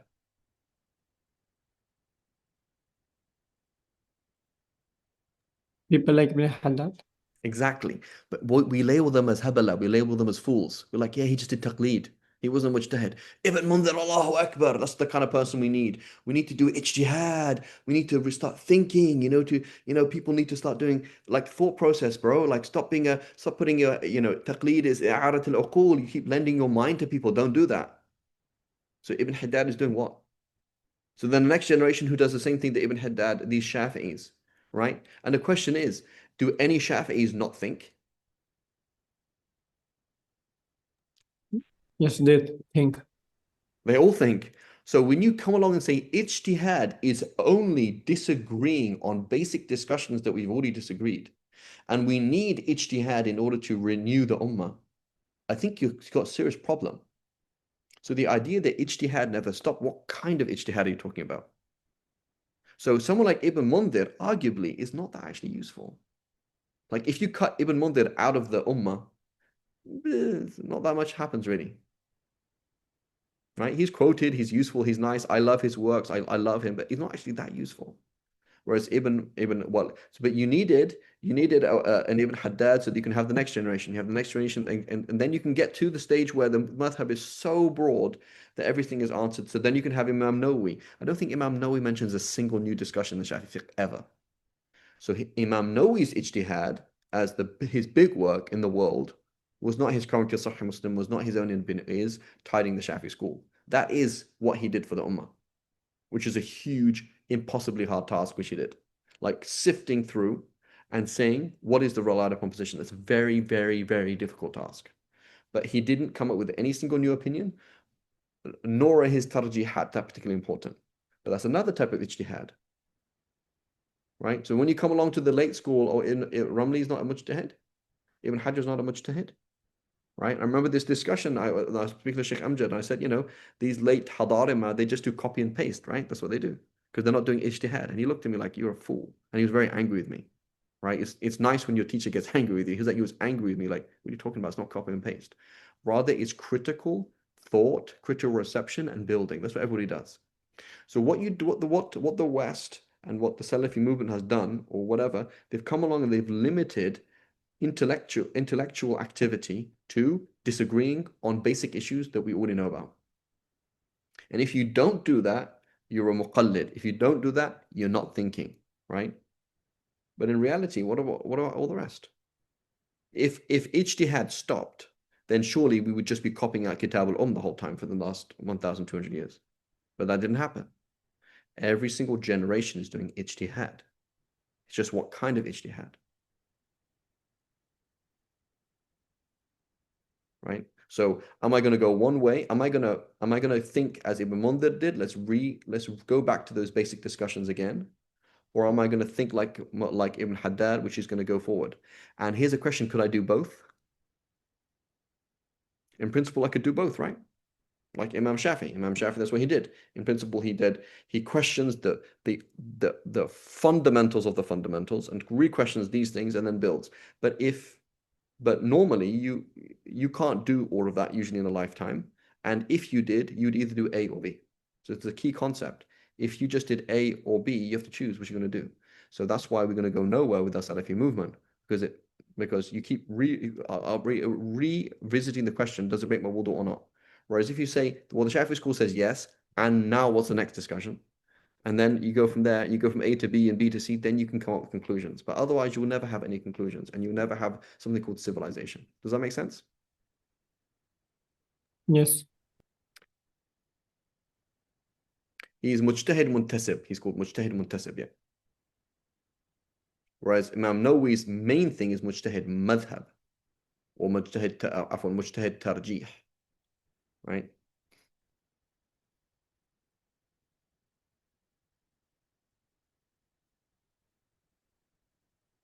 How about his book Al-Ijma' by Ibn Mundhir? It's great, but it's just not. There's certain issues that might not. It's a useful book, right? So his books are very useful. The question is, what is it useful for, right? What is it useful for? And so again, these kind of things when somebody comes along, and so there's a key concept is to cancel, right? You come along and you say everything you did is useless, right? Everything you did is useless. So last 500 years of Islamic scholarship, useless. You're all useless. Just discount you. This is what the West does, right? And this is what we also see in the East. When you go to university, they're like, yeah, just don't bother with them because they don't understand them, number one. And number two, like, oh, you're not really doing anything, but they are doing things, right? So if you study the late school properly, you're like, yeah, these people are thinking. This is called ijtihad. Nobody stopped doing ijtihad. Right? That's totally wrong. Okay, khair. We have exactly 9 minutes, so let's continue. So who was reading? Okay, so it says وفيه أن السواك السنة للوضوء لا واجب. It's not obligatory, right? قال الشافعي رحمه الله. إذ لو كان واجبا لأمرهم به شق أو لأمرهم. Had it been obligatory, he would have commanded them. به شق أو لم يشق, right? Whether it's difficult or not. وهو سنة مطلقة لخبر النسائي وغيره السواك مطهرة للفم مرضاة للرب. السنة مطلقة meaning السنة regardless of place and time, like it's just a thing you can just do, right? ويتأكد في مواضع منها الوضوء والصلاة وتغير الفم القراءة ودخول المنزل وإرادة النوم والتيقظ منه لخبر أبي هريرة المذكور ولخبر الشيخين لولا أن أشق على أمتي لأمرتم بسواك عند كل صلاة ولخبرهما أيضا كان النبي صلى الله عليه وسلم إذا قام من الليل يشوص فاه بالسواك أي يدلكه به ويقاس بما فيه ما في معناه. So he would wash his teeth and any other kind of reasons when your mouth is changing, there's a need to do it, right? So when you do siwak, you intend, Ya Allah, I'm doing the fard of looking after my body. I am doing the sunnah of the act of worship, and and other things besides. ويحصل السواك بكل خشن كعود وأشنان. Who has ishnan? Who has ushnan? I think it's ushnan. Checking our copy, it's got both dhamma as well as kasra. Okay, there we go. Like iswa and uswa, you can say both. Okay. وأولاه, the best is to use the arak tree, right? To use that. So it could be anything though, any kind of thing. ويكره للصائم الاستياك بعد الزوال, right? And Imam Nawawi's ikhtiyar is that is not. So Imam Nawawi, he says, if you ask me in my capacity as an editor of the Shafi school, I will tell you the relied upon position is that once noon comes in, it is, when you're fasting, it is makruh to use a siwak. If you ask me in my capacity as a slave of Allah, who is using all Shafi usul, but not confining to keeping to the Shafi furu', I will say this, right? So again, many Salafis, they'll say that, like, they're like, yeah, I'm like that. That's what they mean. They're like, yeah, I'm like Imam Nawawi. So okay, do what Imam Nawawi did, and then come and tell me you like Imam Nawawi, because you're not. So because you haven't gone through the training. You haven't gone for the training, right? قال وبسطت الكلام على ذلك في شرح الروض وغيره. Okay, let's gonna keep going because inshallah I'll try and finish one more hadith. وعن حمران بن إبان, I believe. إبان بضم الحاء مولى عثمان بن عفان أن أبا عمرو عثمان بن عفان ابن أبي العاصي, right, ابن أمية. You have a fatha, Aban, okay. Iban is like the time of something. So Aban, yeah, not, and Iban is like the time when something happens. رضي الله عنه دعا بوضوء بفتح الواء على أشهر كما مر, أي بما يتوضأ به, فغسل كفيه 3 مرات ثم تمضمض, he did his mouth, واستنشق واستنثر, he put water in and out of his nose. المضمضة إدخال الماء في الفم سواء مجه, to push it back and forward or not. والاستنشاق جذب الماء في الأنف, to get it into the nose. والاستنثار إخراجه منه بعد الاستنشاق.